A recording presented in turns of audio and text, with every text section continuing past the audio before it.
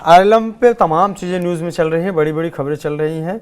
उसमें से एक बड़ी खबर यह है कि अपनी बहू साक्षी मिश्रा, उनको बड़ा पद राज्य नागरिक परिषद में उपाध्यक्ष बनाने की बात चल रही है कि ऐसा बड़ा पद उनको दिया जा सकता है। और इसके अलावा ये भी बात चल रही है कि इस सेटिंग में उपेंद्र कुशवाहा अपनी पार्टी को बचाने की कोशिश, क्या कुछ चल रहा है पूरा पार्टी विवाद, क्योंकि उपेंद्र कुशवाहा बार बार ट्वीट करके कह रहे हैं कि मीडिया सिर्फ प्रोपेगेंडा फैला रहा है, लेकिन नई नई चीज़ें बार बार आ रही हैं कि उनकी पार्टी में फूट है और उसको बचाने के लिए अलग अलग चीज़ें तैयारी कर रहे हैं। मैं तो कहना चाहूंगा कि उपेंद्र कुशवाहा जी बड़े सीजन पॉलिटिशियन हैं, लंबे समय से राजनीति में हैं। और दूसरी बड़ी बात यह है कि वो बात करने का सलीका भी बड़ा मैच्योर्ड रहा है उनका।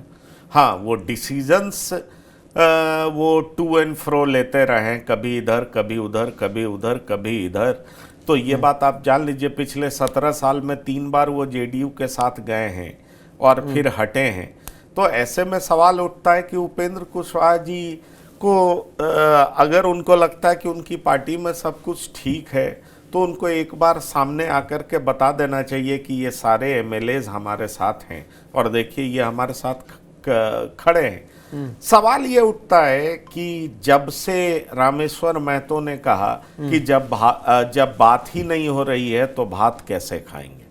बिहार में अगर कोई भोज होता है तो एक भैयारी भोज होता है, और भैयारी भोज में लोग भात खाते हैं, चावल खाते हैं, और वो बताता है कि हमारा जो संबंध है वो कितना मजबूत है।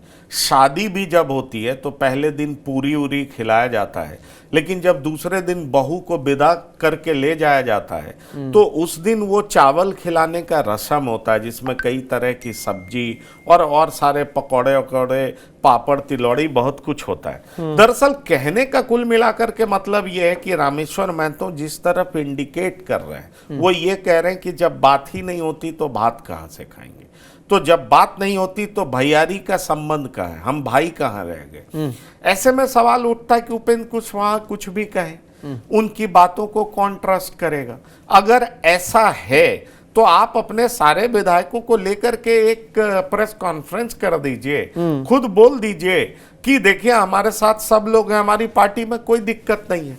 मुझे ऐसा लगता है कि उपेंद्र कुशवाहा ये सारी बातें कर रहे हैं, अंदर खाने रिप्रोचमेंट का प्रक्रिया चल रहा होगा। और मेरी जानकारी में उपेंद्र कुशवाहा अपने तीनों विधायक को वापस अपने साथ जोड़ने में लगे हुए हैं, पर यह बात बन पाएगी क्या, ये एक बड़ा सवाल है। और मेरे पास जो जानकारी है वो और भी बहुत इंटरेस्टिंग है, और इंटरेस्टिंग ये है, लेकिन चूंकि ये औपचारिक नहीं है, कहीं उपेंद्र कुशवाहा जी का मैं इंटरव्यू करूंगा तो ये सवाल मैं करूंगा, मैं उनसे पूछूंगा। लेकिन कहा यह जा रहा था कि उपेंद्र कुशवाहा जेडीयू से ज्यादा नजदीक दिख रहे थे, और बीजेपी को ऐसा लगा कि इनके विधायक कहीं जेडीयू के साथ न चले जाएं। आप समझ रहे हैं।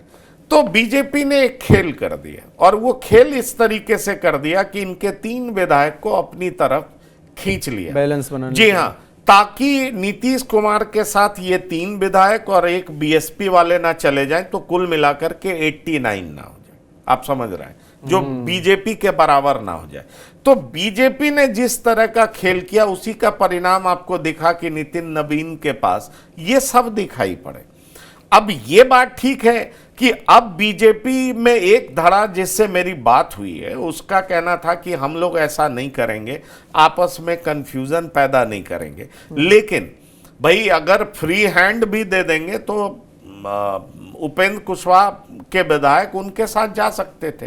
हो सकता है ये जो कहा जा रहा है बार बार कि क्यों नीतीश कुमार ने आधा मंत्री का पद खाली रखा, किस किस को मंत्री बनाएंगे, तो ये भी तो कहा जा रहा ना कि नीतीश कुमार कुछ इस तरह का सोच रहे थे, या अपनी संख्या बढ़ाने के लिए कई लोग जो बाहर से आएंगे उनको मंत्री बनाएंगे।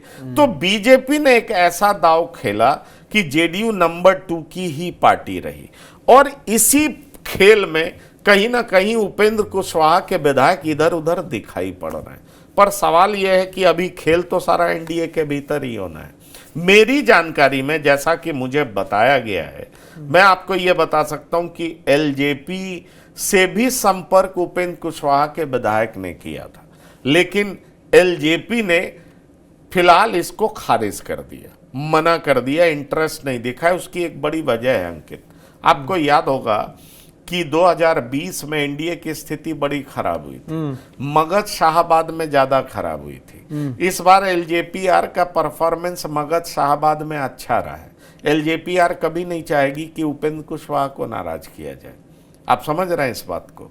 तो इसलिए, और दूसरी बड़ी बात, एलजेपीआर को लगा कि अपने तरफ लेके हमारा फायदा क्या होगा।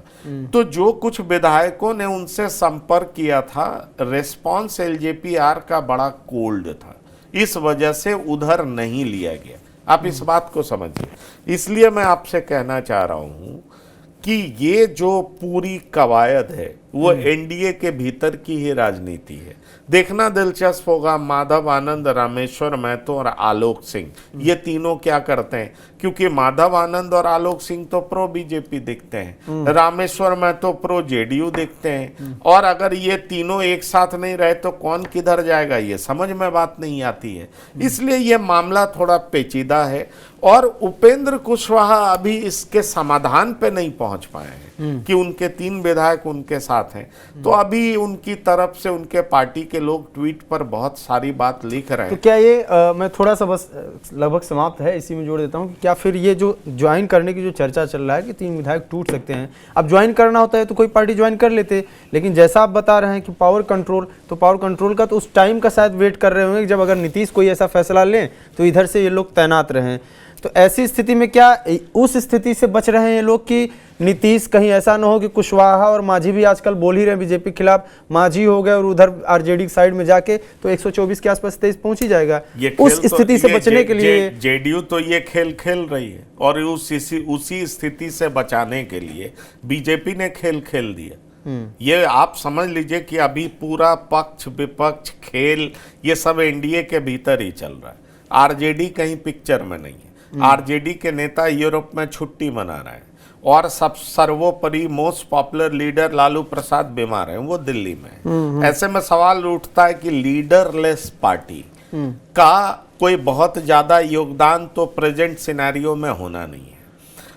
तो ये जो सारे लोग हैं वो यही प्लान कर रहे हैं कि ये इनका 4, एआईएमआईएम का 5, बीएसपी का 1, ठीक है, इस तरह का खेल। क्योंकि एक विकल्प जब तक जेडीयू के पास नहीं रहेगा कि बीजेपी के बगैर गड़बड़ की, तो हमारे पास उधर ऑप्शन है, और वो ऑप्शन बहुत मजबूत नहीं है, बहुत कमजोर है जेडीयू के लिए। इसीलिए इस बार जेडीयू 84 सीट पाकर के भी नीतीश उतने मजबूत नहीं है जितना वो 2020 में 43 सीट पाकर के थे, क्योंकि हमेशा एक विकल्प था उनके पास।